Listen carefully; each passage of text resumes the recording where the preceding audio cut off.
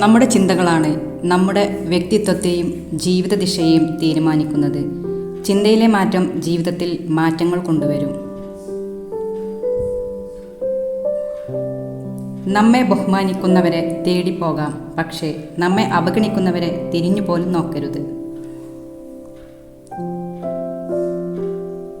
മറ്റൊരാൾക്ക് നൽകാൻ നിങ്ങൾക്ക് ഒന്നുമില്ലെങ്കിൽ സ്നേഹവും ആദരവും നൽകുക. ഇതും ഒരു മഹത്തായ ദാനമാണ്. ഒരു വ്യക്തി മോശം ചിന്തകളോടെ സംസാരിക്കുകയോ പ്രവർത്തിക്കുകയോ ചെയ്താൽ അയാൾക്ക് കഷ്ടപ്പാട് മാത്രമേ ലഭിക്കൂ. എന്നാൽ മറിച്ച് ഒരാൾ ശുദ്ധമായ ചിന്തകളോടെ സംസാരിക്കുകയോ പ്രവർത്തിക്കുകയോ ചെയ്താൽ അവൻ്റെ നിഴൽ പോലെ സന്തോഷം ഒരിക്കലും അവനെ വിട്ടുപോകില്ല.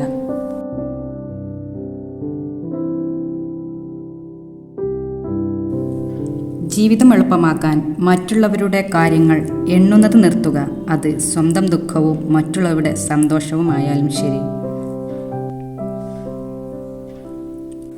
ഇന്ന് നീ മറ്റുള്ളവരുടെ കണ്ണുകളിൽ കൊണ്ടുവന്ന കണ്ണുനീർ നാളെ നിന്റെ വിലാസം തേടി വരും.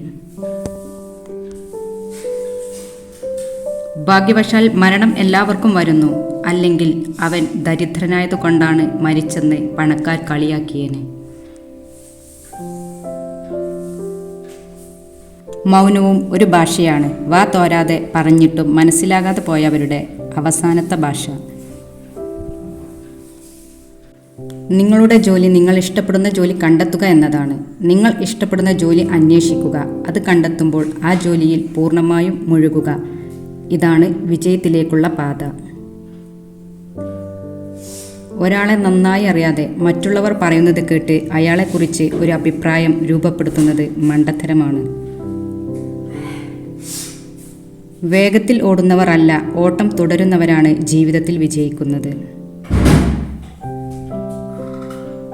നിങ്ങളെ സ്നേഹിക്കുന്നു എന്ന് പറയുന്നവരെ വിശ്വസിക്കരുത്. നിങ്ങളെ ശരിക്കും സ്നേഹിക്കുന്നു എന്ന് പ്രവൃത്തിയിലൂടെ കാണിച്ചു തരുന്നവരെ മാത്രം വിശ്വസിക്കുക. തേളിനെ പോലെയാണ് ചിലർ. തട്ടിയാലും തലോടിയാലും കുത്തി നോവിക്കും. അവരുടെ നന്മക്കായി നീട്ടിയ കൈകളിൽ പോലും കുത്തി നോവിക്കുക എന്നത് അവരുടെ ജന്മപ്രകൃതം തന്നെയാണ്. ചില സമയത്ത് ചില കാര്യങ്ങൾ നമ്മെ വല്ലാതെ വേദനിപ്പിക്കും. പക്ഷേ ആ വേദന നമുക്ക് നൽകുന്നത് ജീവിതത്തിലെ ഏറ്റവും വലിയൊരു പാഠമായിരിക്കും.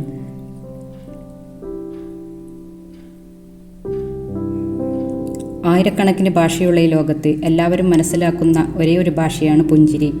ഓരോ പുഞ്ചിരിയും ഓരോ പ്രാർത്ഥനയാണ്.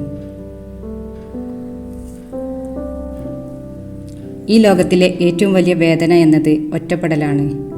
ഉള്ളിൻ്റെ ഉള്ളിൽ കൂടെ ആരുമില്ല എന്നൊരു ഫീല്. അത് അനുഭവിക്കുന്നവർക്ക് മാത്രമേ മനസ്സിലാകൂ. അത് വല്ലാത്തൊരു വേദനയാണ്.